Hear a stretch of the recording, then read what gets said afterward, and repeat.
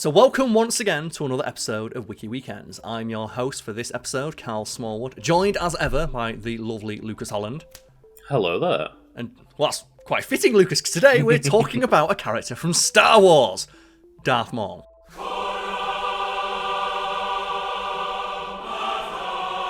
So far away, Lucas, what are your thoughts on Darth Maul? Because Darth Maul is a character I think both me and you have made fun of in the past, most notably on like the playthrough of The Force Unleashed that we did, and people got big mad when we joked about the fact Darth Maul is not a character, because he's not in the first movie. He is a visual, specifically this visual. And Lucas, do you want to guess what clip I've just put in? I mean, clip-wise, is it just one of, like, him trying to run over a child? No, that's very funny, but the visual I mean is him extending his second lightsaber. Darth Maul's only purpose in that first movie is that second lightsaber. It's to sell double-sided lightsabers, right? 100%, yes. And when we say that, people get very mad, and they always say, no, in the extended universe, all this shit happens where it actually makes him a character. To which we always respond, that's the extended universe, not the movies. And in the movies, he doesn't have a character. He's just a guy who turns up with a double-bladed lightsaber and has a cool fight scene. And it's a real shame, because they got the voice of Peter Serafinowicz for Darth Maul and then just didn't really utilise him for lines. Yeah, like, that's the thing. The fact that he has voice lines is something that surprised me, because I remember him having no voice lines. I remember him as being weird, growly demon man.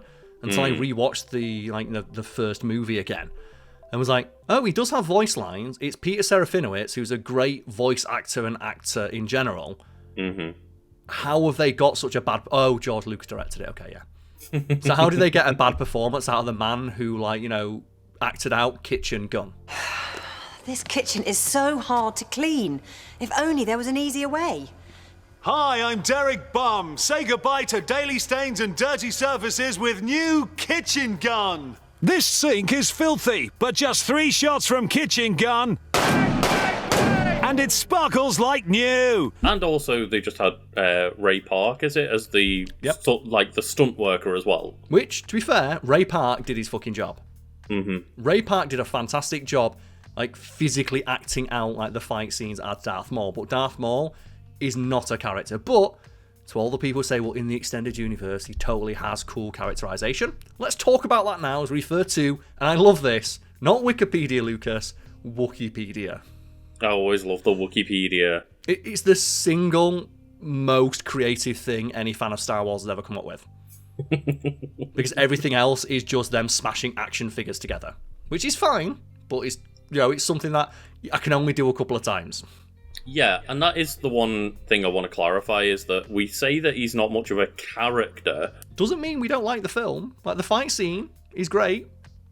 Yeah, that's the thing, is I think he's got a pretty cool, unique design, or at least at the time he did for the Star Wars universe. It was the first time we'd seen that race in Star Wars, and I also just, obviously think the battle is really cool, and Duel of the Fates is just a phenomenal piece of music. And the problem is when you're talking about Star Wars, and this has been true for nearly 50 years now, is any time you criticise it or criticise some element of it, you'll always get a response from someone who's annoyed of, well, in this comic book, in this novel, in this TV show, it is explained.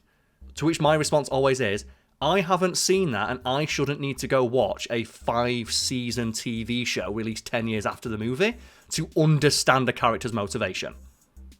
Yeah, 90% of people who enjoy Star Wars are watching the movies, and that is all. And that's it. Maybe some of the maybe they'll watch The Mandalorian or something like that. That's the thing, yeah. But you go to diminishing returns on how many people watch more than one or play more than one of these with video games or watch a TV show or something outside of just watching the main films. And I think the fans who are really, really into it do not understand how few people actually give a fuck. Mm-hmm. So let's go through the Wikipedia entry and see what they have to say about Darth Maul. Well, first of all, he's not Darth Maul, he's Maul. So Maul was a Force-sensitive Dathomirian Zabrak male who established himself as a crime lord during the reign of the Galactic Empire. So I'm aware via pop culture osmosis that Darth Maul isn't a Sith anymore. Basically, after he gets cut in half, spoilers, Lucas, he's not dead, because People fucking love Darth Maul. Darth Maul is the Boba Fett of the prequel trilogy. Yes, that is a good way to put it. They basically get nothing done, but because they're cool looking, everybody thinks they're incredible. That's exactly what I mean by that. So if everyone's wondering, what do you mean by, like, he is the Boba Fett of the prequel trilogy? Boba Fett is similarly not a character in those original 3 movies. He is a visual. He has a grand total of 6 lines of dialogue, I think, one of which is him falling into the Sarlacc pit and dying. Put Captain Solo in the cargo hold. However, he was such a strong visual design that people globbed onto him, and as a result, they added a bunch of extra universe material to talk about how cool he is and how big his dick was. It's okay, Karl. You can say that they wanted to sell more toys of it. They also wanted to sell more toys, yes. And that's why I think like the best representation of Boba Fett is the Robot Chicken version, where he's just a loser, but he thinks he's really cool. But the Hutt was all, oh no, this guy's too badass, man. So then 80 Jedi showed up. I took out about 67 of them, but then 20 dudes finally flanked me. And I was like, you know what, kids? It's been real, Daddy-O, but I'm not giving you the pleasure. So I jumped into the pit myself. That to me is the definitive Boba Fett performance of like where he's like, whoa, I'm so cool, and he's flying around, but he's actually in his head. He's imagining how cool he is as the Sarlacc eats him, or he's drunk in a bar, because no, he's actually really terrible at his job. I thought you were just going to say his first appearance in the Star Wars Holiday Special or whatever it was. That Star Wars Holiday Special is pretty cool in that. Like, that's the thing is, I think maybe that's why a lot of Star Wars fans who were a little bit older than us thought of Boba Fett as really cool, because he was introduced as a really cool character, but he was the one cool part of that Star Wars Holiday Special was the Boba Fett animated feature, and you know that it's the only good part of it, because that's the only part that Disney have saw fit to remaster and release. Oh, okay. It's the only thing from that like holiday special that has like escaped from like the bootleg copies.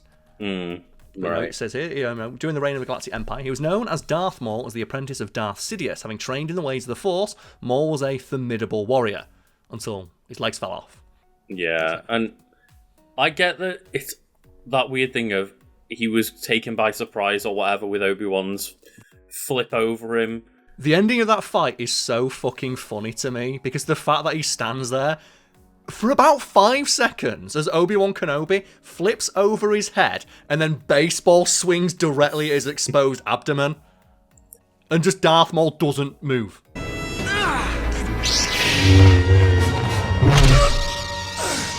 Which is one thing when it's just a regular fight, but when you've just seen him take on 2 Jedi at once, back-flipping around, just using Force powers, like leaping across chasms and stuff, and then just Obi-Wan slowly flipping over him and swinging hard. It's Which, like, keep in mind as well, is the exact same movement that Anakin does to him, that he cuts his legs off when he does it. A movement that he says, like, don't do it, it's stupid, Anakin. That move would never work, and it cuts Anakin's legs off. Even though in the first movie he's in, it totally fucking works and takes Maul by surprise. Don't try it.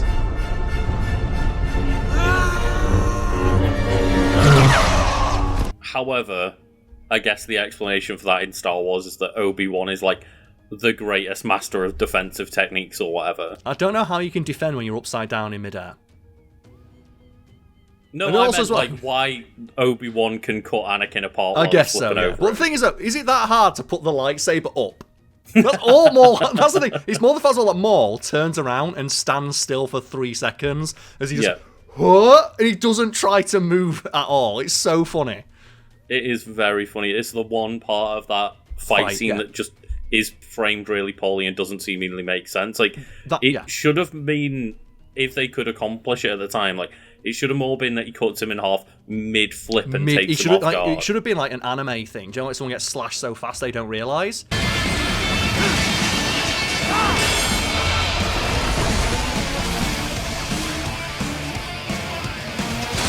Yeah. It should have been that as like Obi-Wan Kenobi flies up, he should have cut him in half then. And then when Maul turns around all surprised, then you think, why is he not doing anything? Then he should have fell apart down the hole. Exactly. Yeah, that's how I by always George Lucas, who's just not very creative.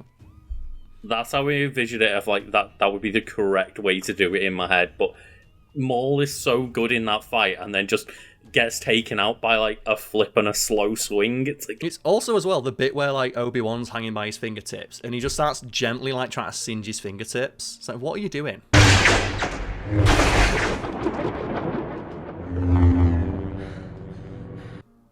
Like, could you not just do a lightsaber throw at that point? Could you not use the Force to, like, just push him off? That's, like, the problem with a lot of Star Wars fights, isn't it? Of, like, why aren't you just using the Force all the time?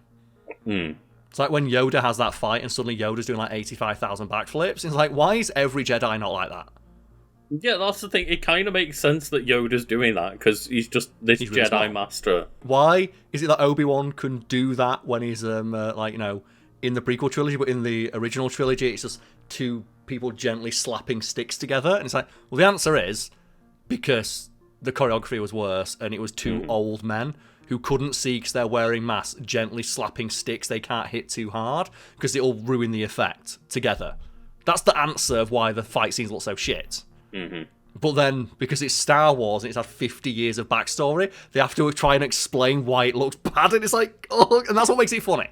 That's the thing we should clarify. The reason me and Lucas laugh at this stuff is that they can't just let something be.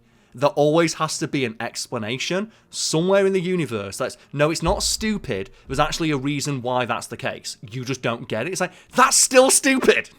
Yeah, like, I'm sure everyone would just accept if it was just the explanation was, these are older movies. They're older movies, no, but they have to. It's like the thing we always talk about, the thing we joke about of, why doesn't every Jedi and Sith constantly turn their lightsaber on and off in combat?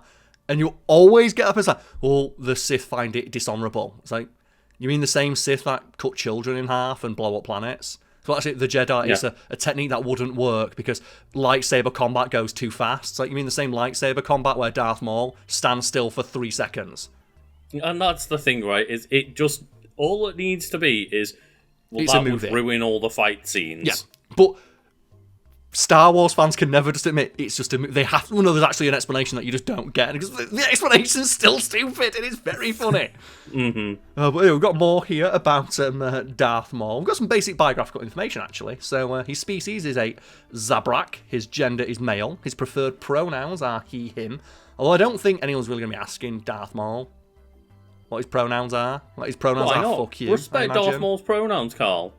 I guess you got to respect them, but I don't imagine it's a thing you care about. I mean, the thing is, if you get them wrong, he might just kill you. Joe, when he falls apart, 'cause this is the funniest thing, height, 1.75 metres. Height with cybernetic legs, 1.94 metres. So did you know that Darth Maul, when he got cut in half, somehow survived and got 2 robot legs? Actually, no, sorry. No. He gets 6 robot legs, so he gets spider legs. Yeah, I was going to say, I thought he became like Spider Darth Maul. Yeah. Which is just such a hilariously cringy, edgy visual.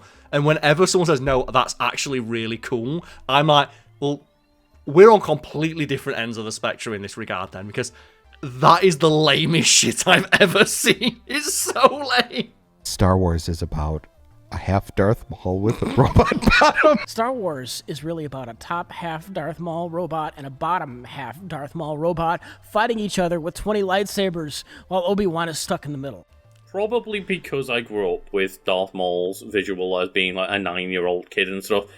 I always thought that Darth Maul in The Phantom Menace is a pretty cool visual. But I think the like robot spider legs take it that one step too far to like become try-hard levels. It takes it, like you said, try-hard is absolutely the right word there. And speaking of try-hard, Lucas, Darth Maul has, I'm going to be calling him Darth, even though I know his name's Maul, Darth is his title, I'm going to call him Darth Maul because that's how I know him.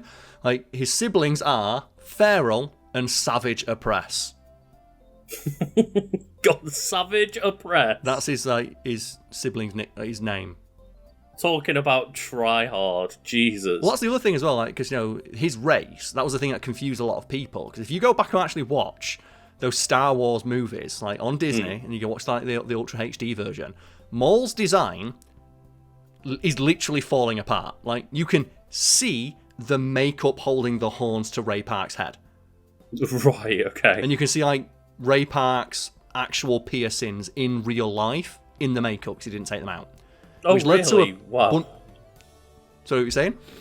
I've never noticed that detail before. People don't. But that actually led to a bunch of fan theories of, does Darth Maul's race actually have horns?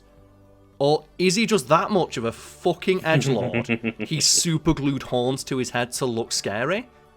Because the effect is so bad and so noticeable, it looks like he did it himself. That's the problem with this idea of having to explain everything is, again, it could just be the explanation is, look, it's a fucking movie. Yeah, but then because it's Star Wars, they have to explain it. Yeah, people will take that one step too far and be, no, Darth Maul actually starts putting, like, skulls on his head. Darth Maul actually, like, glues spikes to his head to look more menacing. It's like, that was a legit explanation fans had for a few years of why his makeup looks so shit. It's like, no, like, you know, because the tattoos, that's not part of his, like, race. That's something he did to look scarier. Did he also super glue the horns on? It's like, no, it turns out his race actually has horns, and he just tattoos his own skin to look scarier, which means he's, like, just that committed to theatrics. He just painted his skin red. And that's the thing, right, is, you know, when I'm saying earlier, like, the legs become too much to just be try-hard, it's like, he's already a guy with red and black fucking skin, and he's already got spikes on him, and he's dressed in full black with the double-edged lightsaber. He's got so many different things to make him quote-unquote cool already. And that's the thing, Luke's saying cool, because these are the things that, like, 9-year-olds... Because the joke we always make when we talk about Darth Maul is, he's cool when you're 14. Which is not a bad thing. When I was 14, do you know what I thought was really... When I played Soul Calibur, and I customised my characters, I will put them in black armour with red accents, because that's cool. That's the cool way to do it. Again, I think I was literally, like, 9 when the Phantom Menace came out. I think it was 2001. Yeah, he was, like, prime age. Yeah, I loved Darth Maul's design. I thought it was so good, and that's, again, probably still why I like that base design to this day. You have a nostalgia for it, yeah, but it's like when you get... It's like... But I can still admit, looking back with just, you know, a modern lens, it's a very cringy try-hard design. Like, as you said, it's not just that he's wearing, like, you know, the black with the red accents, and he's got the black and red design, and then he has the horns and the tattoos and the piercings and the lightsaber. That's 2 lightsabers, and then he gets robot legs, and then he's got a brother called Savage Opress, and it's like, oh god, it's just, oh.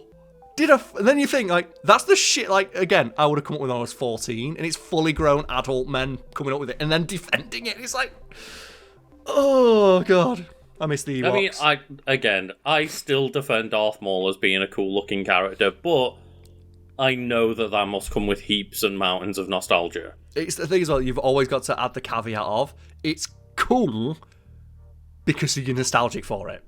Mm-hmm. It's the exact same way where it's like, you know what was really cool? Like, General Grievous when he pulled out 4 fucking lightsabers. Yeah, it's the same thing, like, you know, when you look back at yourself when you were a teenager and you thought, like, dressing like an emo was cool. And you look back at it now and you cringe a little bit and go, at the time I thought it was cool. And I look back now and think, I really, really wasn't all that clued up on what actually looks good. That's the context you've got to provide, right? And it's similar for, like, Darth Maul. I would still say that I think emo fashion is cool, but the issue was, when you're 14, you don't know anything about fashion, you don't know how to make yourself look cool in that way. And you put too much on. You don't just, like, wear, like, one black item. You wear everything black with all the makeup, and that's what Darth Maul is. It's like throwing a bunch of shit at a wall to see what sticks. And everything stuck, apparently. To the point where, like, people were legit theorising that he sticks his own horns onto his head to look cool. Which just makes him sound so much less cool when you have to come up with an explanation for why the makeup looked bad. Like, which is such a Star Wars thing, right? You've got Darth Vader sitting there, like, the helmet slowly approaching his head to put it on, like, as he's sitting in his throne. You got Darth Maul sitting there in the makeup mirror, like, give me a minute.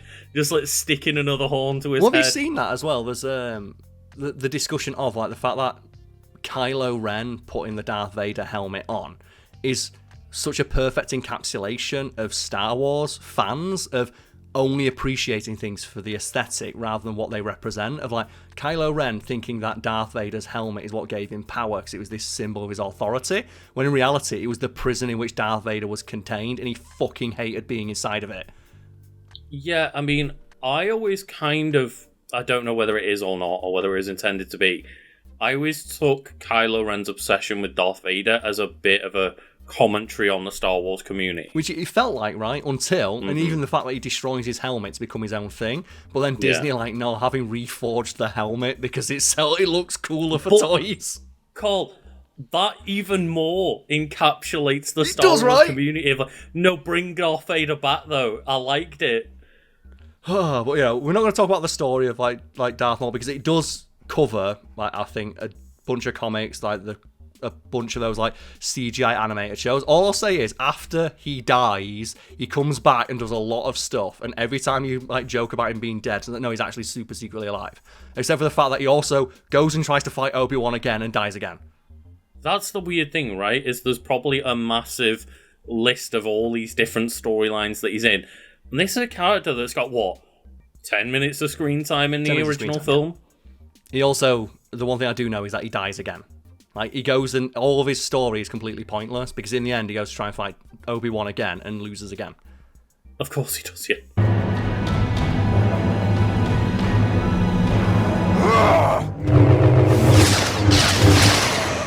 Which makes his entire story completely pointless. It's the same criticism I have of like that Clone Wars TV show when you talk about Anakin being a terrible character. It's like, well, actually he has a lot of characterization in the Clone Wars TV show, which annoys me because, well, now it just means his turn to the dark side is even stupider.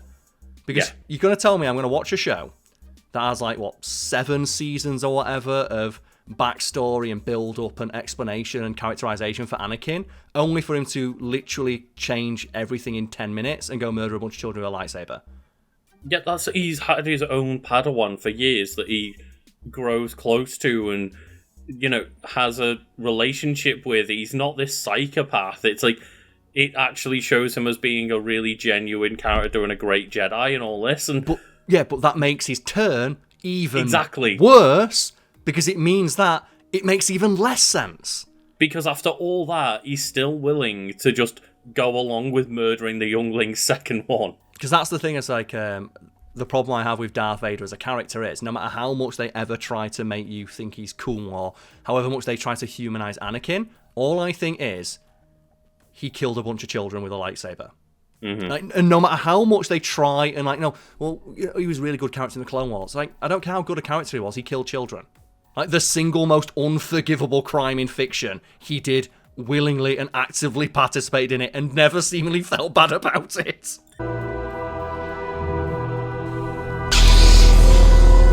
That's the thing. I think it's how much of a hard turn he makes, is because I can understand when it's, oh no, he becomes weirdly obsessive over the relationship between Obi-Wan and Padme, where Obi-Wan then becomes his enemy. But when it's Mission 1, I've only just become Darth Vader and started listening to Darth Sidious, and only just found out that Palpatine was Darth Sidious. Mission 1, he's willing to listen to him to the point of just murdering the younglings. Yeah, and that's the problem of, you hit the nail on the head there, of it makes it even worse. And the more people try, and the fact that every time they release a new show, they're like, ooh, we're going to delve more into the backstory of Anakin. It's like, stop doing that. You will, because, just spoilers for anyone making Star Wars media, you will never be able to come up with an explanation good enough that explains why Anakin killed children. And I will never, ever get to a point where I'm willing to overlook that about the character. Because, again, I'm willing for him to turn to the dark side and have this conflict with Obi-Wan. That makes sense. That part does make sense. But yeah, just the entire scene of him just ripping apart the temple, killing all the younglings, killing all the Jedi that he's been friends and family with for all these years. It makes his characterization worse. And the same thing with Darth Maul. To know that, well, he actually has a bunch of backstory in all these shows. And how does it end? Oh, Obi-Wan kills him anyway, so it's completely pointless. It's so it's the same ending. It's just, it takes me 4.5 hours. It's like that Simpsons moment, isn't it? Let's take a shortcut. And he just smash cuts to them pulling in with a car destroyed. It's let us never speak of the shortcut again. It's let us never speak of Darth Maul's backstory again. Because I ended up in the same location. It just took me a long time to get there. And I'm annoyed at how long it took.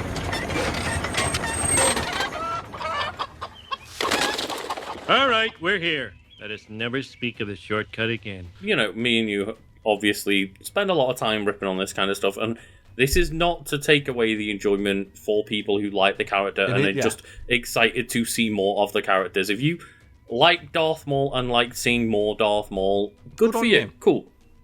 But understand that, and I hope I've explained that well enough. It's the thing with all these prequel Star Wars shows of us stop fucking putting Anakin in there. He's a terrible character. It's again the frustration for me and why I stopped watching a lot of the TV shows is every single time it has to come back to one of 5 characters. Like with the Mandalorian, like I was super enjoying the Mandalorian, and then guess what? Luke Skywalker has to be there though. The thing is that and for a lot of people, that's what they want. They like that, and I get it. I understand. Like the nostalgia is very, very palpable, and like there's a lot of people out there when they see Luke Skywalker turn up, like, oh my god, Luke Skywalker's turn up. What's going to happen next? But for me, all I think is, okay, so now I just don't have to pay attention anymore because it's another story that's just now critically linked to a story that has already happened and I know the ending of. It reminds me of something with, a different, massively popular nerdy franchise, Lord of the Rings, where not long ago they've claimed that they're going to release a movie or movies based around like the hunt for Gollum, and the fan reaction was pretty much mostly like, why? Can you give us something where it's just like the hobbits chilling out in the Shire and like enjoying just the world that is cool and just being able to like kind of live and enjoy in this universe rather than everything having to revolve around fucking Gollum again. It's like, there's a cool universe being created. Can we please see anything else within it? It's like, but don't you want to see Darth Vader though? Because I think that's the joke I always make whenever there's like a new Star Wars project announced. It's like, okay, where's Darth Vader? How many episodes in are we going to get before Darth Vader shows up? Before he shows up or he's mentioned. And it's similar. Are you familiar with the concept of like time to crate? You familiar with the concept of time to crate? Probably. So it's a concept within video game design. It's called time to crate, and it's like when you might crate in a first-person shooter. It's time to crate is how long is it until you encounter scenery that is just a box, and that's normally because you need cover. Because when you're making a shooter game, you need cover, and one of the best pieces of cover you can create is just make a crate. But the problem is that if you try to make a cool-looking environment, crates don't often blend in with the environment. So it's just a sign of the exact moment you stop giving a shit because you didn't want to create cover that fits within the context of the world you've built. You just put a fucking box in there. And it's like, it's the exact moment the creator stopped giving a fuck. And it's like tying to Darth Vader. Or like, tying to waist-high cover. It'd be like a more modern example, exactly. I suppose. But it's like that of like, it is emblematic of the exact moment. Just effort like stopped being made. And I still think that the better version of that, Karl, is just time to penis. Oh yeah, how long it takes someone to make a penis using creative tools. Yeah, any game that involves creative tools in any shape or form, they just have a developer term of like TTP, which is time to penis. Of like, how long is it that you can play this game before someone inevitably makes a dick? Someone makes a dick, yeah. And that's when it's Star Wars, it's just time to Darth Vader. It's like, how long is it going to be before they mention Darth Vader or something from like the original trilogy? And the moment that happens, I immediately lose interest. But I understand that I am in a minority in that regard, because every time I mention this, someone's like, no, it's cool. It's like, okay. And yeah, I think we genuinely are, in terms of people that watch and consume other Star Wars content outside of the main movies, like I mentioned earlier, that is a smaller portion of the base, but like, I think out of those people, we are definitely in the minority. Most people just enjoy seeing these characters turn back up. Yeah, and you know what? That's okay for them. But when I get asked for my opinions on, like, whenever a new Star Wars show comes out, it's like, we're going to talk about it, and I do. And it's like, well, it sounds like you don't like it. It's like, it's called criticism. It is a thing you are able to do. If you just want me to, like, lie back and lick its balls, there's like 50 other YouTubers will do that for you. So, Rich, if Darth Maul did survive the plunge down into that pit on Naboo, does he have robot legs? Oh, I was going to say skateboard, but robot legs, that's much cooler. That would just be amazing. I bet he could run really fast, like as fast as someone with robot legs. Yeah, exactly. And I'm sitting here and saying, I don't necessarily want Darth Maul back, but give me more characters with different lightsabers for cool fights. That's the thing, yeah. Like Darth Maul as an idea was great, and I would love to see that idea expanded upon. Just not that character. Give me other cool Sith apprentices and evil characters utilizing lightsaber combat in interesting ways. Yeah, I would love that. I can never remember the name of them, but it's like something Ventress from the just Clone Wars, Star Wars Clone Wars, and they're the one with like the 2 red lightsabers, and they fight Anakin in like the cool jungle fight and stuff.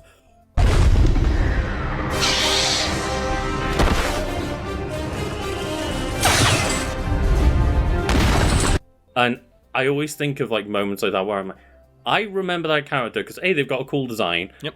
B, they've got like dual lightsabers instead, and C, cool. they have like a cool choreographed fight. And yeah, it's animated, so it's a bit easier. But yeah, I'd love to see more utilizations of different fighting styles and different lightsabers, and that's why I think in I can't remember which show it was. Maybe it was Obi-Wan, the one where they've got like the rotating lightsabers. Oh yeah, which just looks so stupid, and they use them to fly in one of the shows. But Lucas, let's get back to Darth Maul now. Talk about personality and traits. A former Sith Lord and skilled warrior in his own right, Maul, for most of his life, came to embody the obsessive and frenzied aspects of Sith revenge. As a Sith apprentice, he sought revenge against the Jedi for their triumph over the Sith, and wanted to return the Sith to power over the galaxy.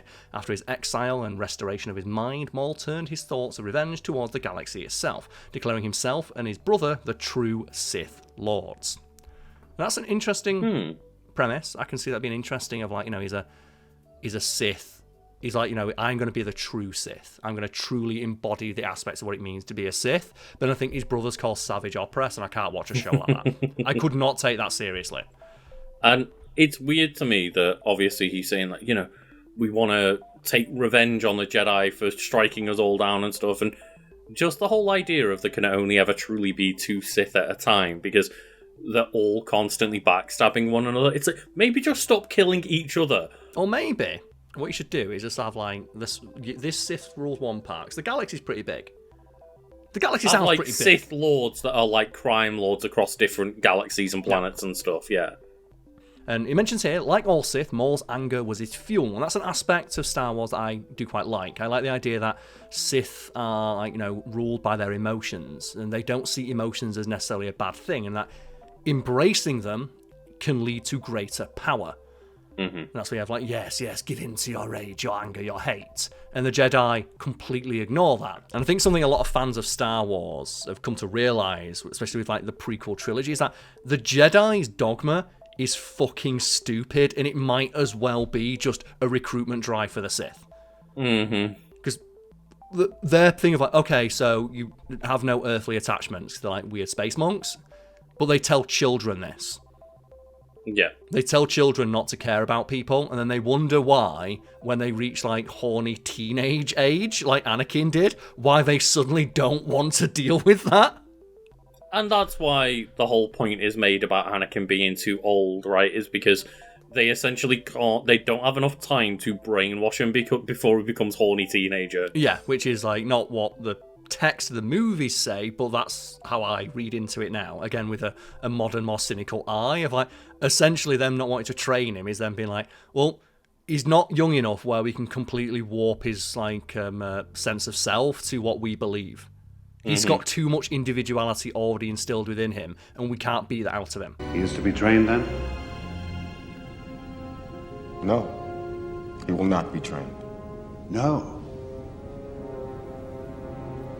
He is too old. Yeah, it's we need to make sure that they're really, really young so that they can become fully indoctrinated before they start getting really hormonal. And I'm sure that's not what George Lucas intended when he made that, how the Jedi operate. But it's really, really easy to read it that way. It's actually harder to read it the way that he intended. And actually, it is almost like space monks, but it is also very funny to me that yes, okay, they make a point of Luke not being an ideal Jedi to begin with Yoda and him leaving training early, but it's so weird to see Yoda immediately be willing to train Luke, even though there's none of this mentioned of he's too emotional or anything. It feels so weird and juxtaposed to the training that Luke gets in Empire and stuff, and it's just, yeah. It's also really funny as well that the text of the movies directly contradicts all the Jedi teachings of being control of your emotions is what will give you true strength. Embrace, the Force. It's well, Luke Skywalker gets pissed off for 1 minute and he's strong enough to beat Darth Vader. If you will not turn to the dark side, then perhaps she will. Yeah, he literally lets the anger seep in for a minute, wins the fight. Instantly, yeah. And I understand the idea that, but if you let it control you, then that's when it becomes a problem. But it's just, it's a bit silly, and that's why I always liked the idea that The Last Jedi set up of just Luke being this weird hobo man that's just done with the Jedi way. Because he realises, man, it's such a stupid fucking system. Kidnap children and tell them not to feel things. No wonder that this resulted in a bunch of them going fucking crazy and wanting to quit and become Sith. When the Sith tell them, hey, do all those like feelings that you're not allowed to express, that's actually the source of your power, and you can do that as much as you want. Mm-hmm. It's totally fine to embrace your feelings, and in fact, it will make you stronger. And also, you can get laid all the time. That's the one thing, right?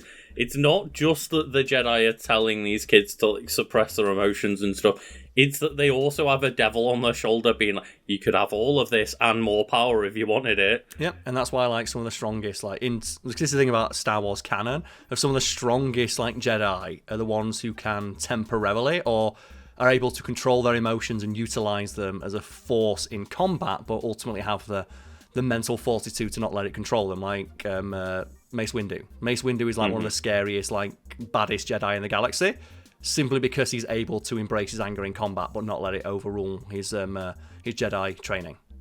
Yeah, he can use it to be super aggressive in combat, but he doesn't let it take over. Yeah. Which seems like that would be the way to learn, right? It's not like you don't get anger in a fight. Anger can be a weapon. If you control it, use it. You clearly cannot. Mm-hmm. It's not that should be the thing they learn, but it makes no. Also, the idea that hate and anger is that's really basically adrenaline, and something you see in the sequel trilogy, in the fight Kylo Ren when he's been hit by a fucking bowcaster in the kidney. I love that part of the fight where he starts beating on the wound to try and make himself more angry and just get some adrenaline into his body to keep going. You need a teacher. I could show you the ways of the Force! Yeah, because, he's fueled by hate. It's the same reason why Anakin is able to survive being cut apart. It's his hate fuels him. And what I think is yeah, that actually does seem like a really good power. He's so angry that he doesn't die. That seems like a really useful power. Same thing like Darth Maul. It says here that after his mind was shattered and his body cut in half, the sheer rage in his obsession with revenge on Obi-Wan Kenobi kept him alive. Yeah, that seems like a pretty strong ability. And it's also, it seems like an ability that there's no Jedi equivalent of, because the Jedi equivalent is just giving up and becoming a ghost. Yeah, the only real other thing we see is people getting their hands cut off. But, a regular person, I guess, could survive a hand being cut off. Probably, yeah. Especially when, the wound is instantly cauterized. Yes, exactly. But it's just that thing of, the Jedi don't seemingly have, a comparison power to that. Maybe they're doing the extended universe, but the fact that Darth Maul gets bisected and he's walking around and he's fine, 10 minutes later.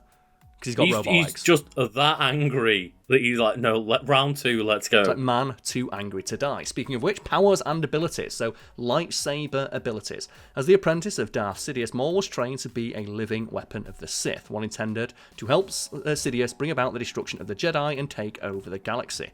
Under Sidious's tutelage, Maul became one of the deadliest, most efficiently trained Sith in the Order's history.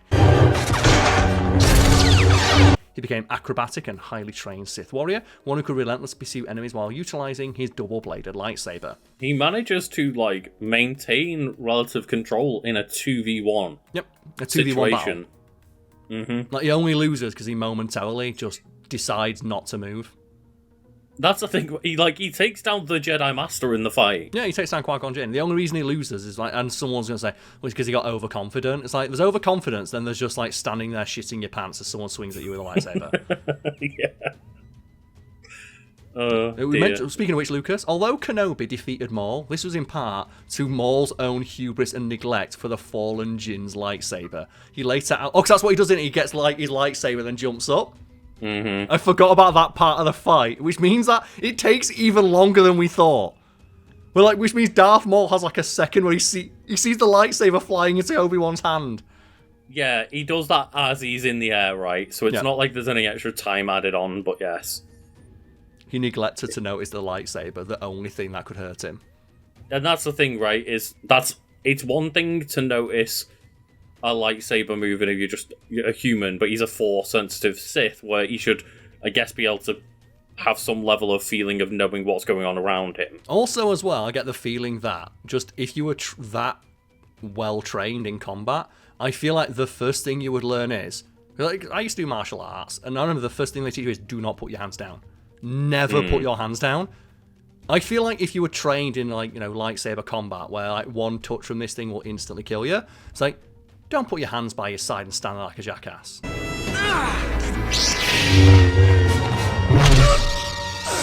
Yeah, and I get that, like, ultimately the idea is that, yeah, he just got overconfident and that was his hubris let him down, but it doesn't stop it looking stupid, though. It's just a little bit of weird choreography and timing. Yeah, it doesn't stop the choreography being bad. It's like the whole thing of, like, well, Jedi and Sith don't turn their lightsabers off because insert stupid story reason. It doesn't stop the choreography where it would make perfect sense to do that. Like in the Ahsoka TV show, where she's fighting that person with a staff, and Ahsoka has like 2 lightsabers pressed against the staff. It's like, just turn one of them off. Just one. Slip it under the guard, and then turn it back on. Win. Anyway, we don't need to go down that rabbit hole again, because, the comments just will not let us go. But it mentions that Maul was also extremely skilled in unarmed combat. And Lucas, do you remember when I told you this and you didn't believe me until I showed you like all the clips? Of like the single most effective maneuver in all of Star Wars is a kick. Just the only thing that consistently seems to work is kicking. And if people don't know what I'm talking about, in all of Star Wars canon, at least in terms of like, the mainline live action movies, there is never a time where a Jedi or a Sith throws a kick that doesn't land. Kicks are seemingly the only thing that I've Darth Maul will swing his lightsaber around 400 times, and every single one gets deflected. He'll throw one kick, lands clean every single time. And it's to the point where they say like the single strongest thing that anyone's ever done in any of those series, in terms of how effective it is when Obi-Wan Kenobi does a drop kick, which if you think about it, is actually 2 kicks at once. Well, that's what I was going to say, is I was going to make the joke of, well, Darth Maul needs to get better at double-ended kicks. Well, it's no wonder he got 6 legs, because that's 6 kicks. That makes him like 6 times more effective at kicking people, right? And like I'll put like a compilation of clips in, like it's to the point where it never doesn't work.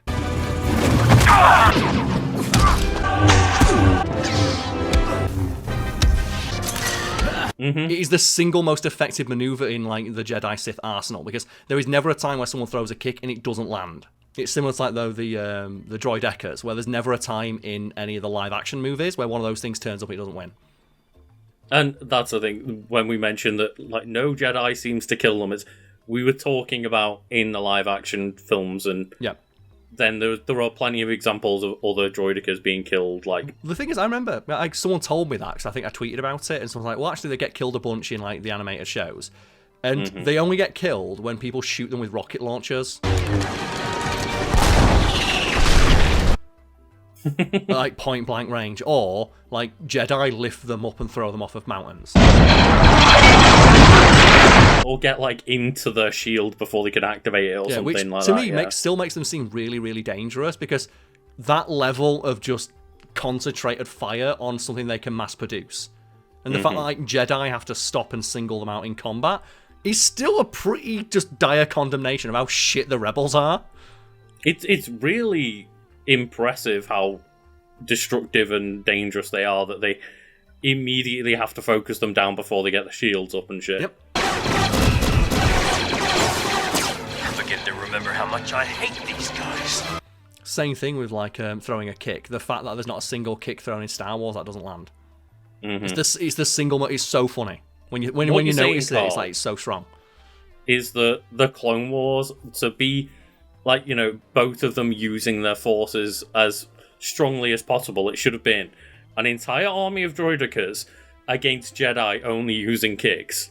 What's the thing? They probably kick them like footballs, right? Like, put the shield up, and it's to the point where there's like that moment in the Sarlacc fight. Do you know the fight above the Sarlacc? There's like a famous or infamous moment where Luke Skywalker throws a kick and Mark Hamill fucked up the choreography. And like and then that implies that force kicks are a thing. You see him throw a kick, and like the actor he's supposed to be kicking, there's like a literal foot of distance between like the kick, and like they had to write into canon that no, Luke Skywalker used the Force to kick him, which implies that you can kick people from even further away.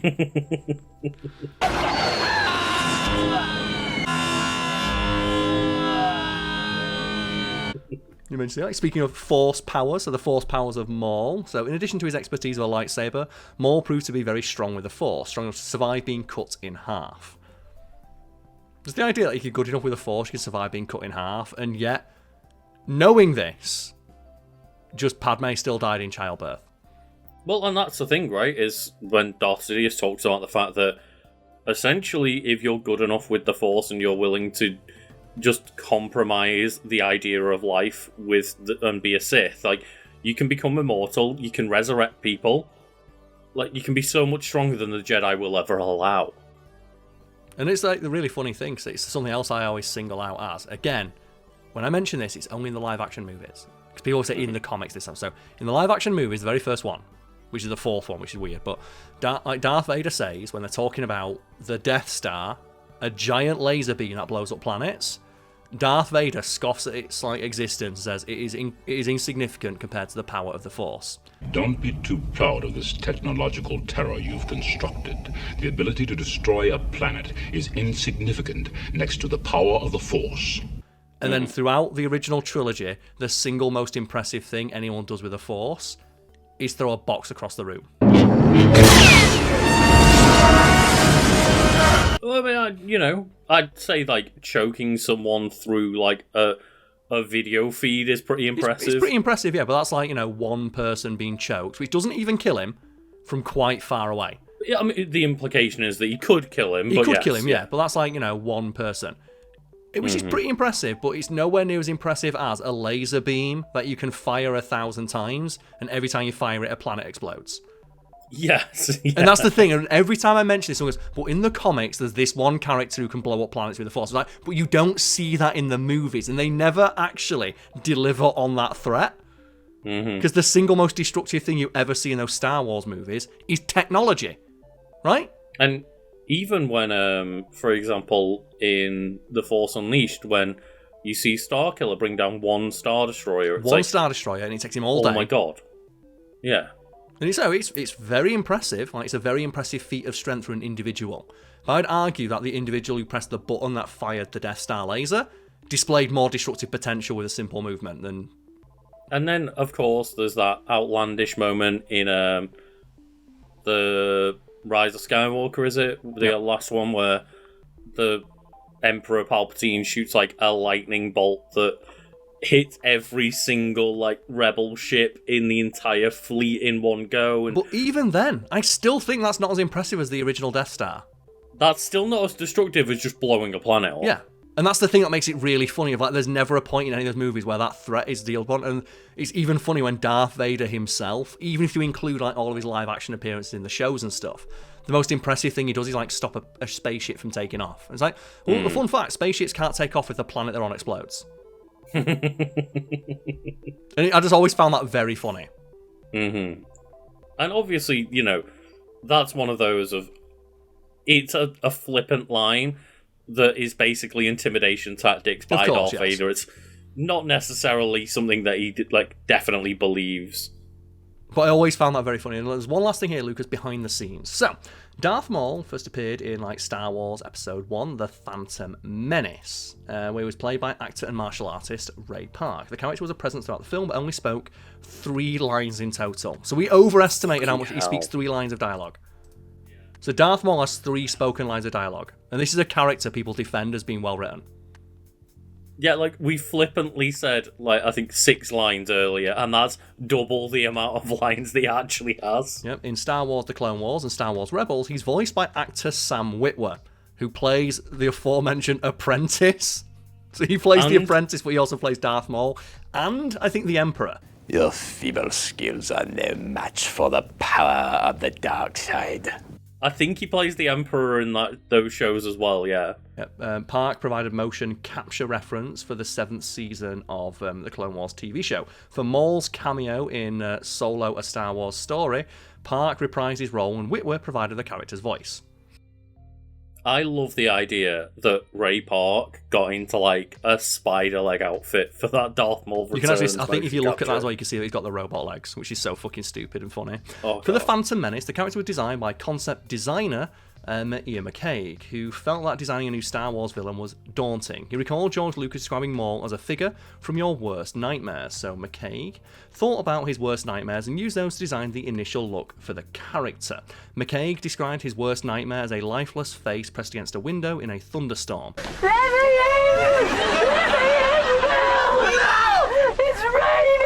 I'm going to send you the picture, Lucas, of his concept art.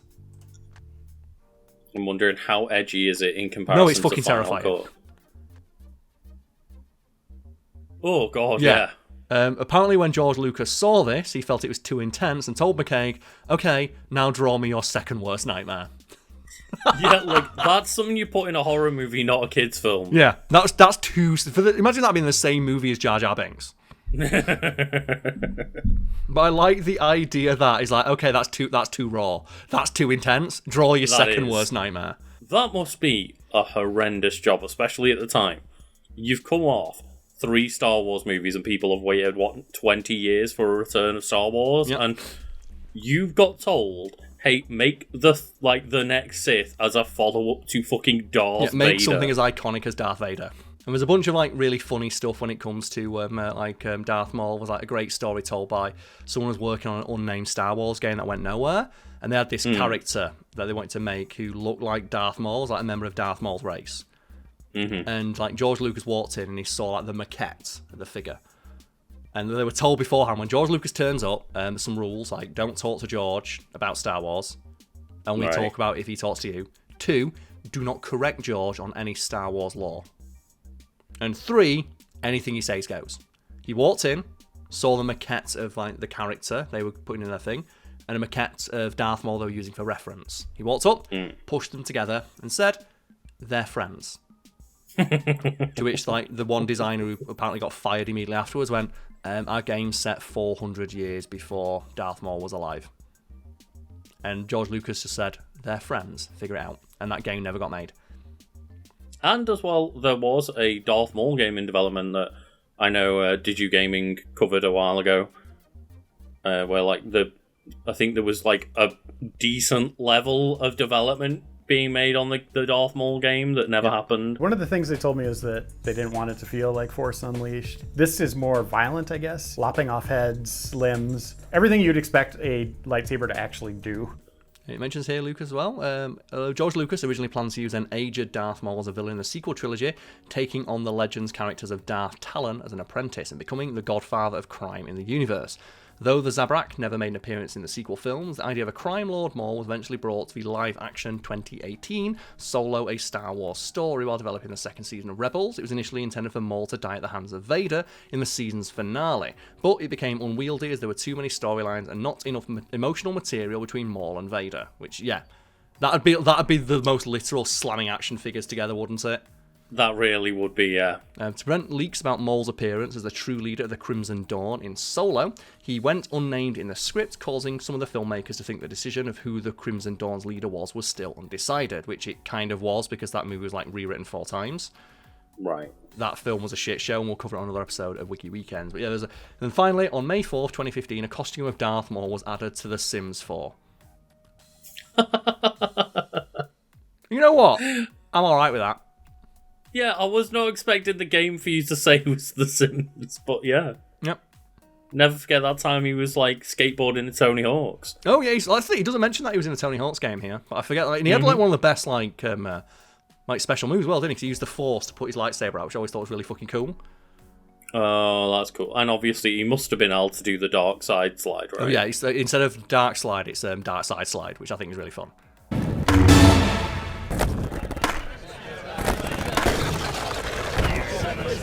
Well, everyone knows the best move in Tony Hawk's is the coffin where your guy lies down on the skateboard and flies. I always did that on those really long rails downstairs. It always looked super fucking stupid and cool. But yeah, that's Darth Maul. No doubt people are going to be yelling at us in the comments that we just don't get it, or we should watch all those like Rebels and Clone Wars TV shows. And every time I boot up Disney Plus, it's like, here's another 4 animated Star Wars shows that came out this week. And I'm like, how many is there? There's so many. Oh, God. They make them faster than I can watch. Yeah, we have like the Discord below where you can go in and talk about how cool Darth Maul really, really is. I just don't get it. You can do that. You can subscribe. You can like. You can comment. You can give us feedback in any way you choose. You can even go to our social medias and yell at us there if you really, really give that much of a shit. But otherwise, thank you for watching. Have a nice day. I've been Karl. Pointing at you, Lucas. You can't see me though if my camera's not on. I knew that you wanted me to say it. I'm Lucas, but I just wanted to leave it for a minute. Yeah. Just think as well, like, I've just then said more lines of dialogue than Darth Maul. Oh, God. Cheers, everybody.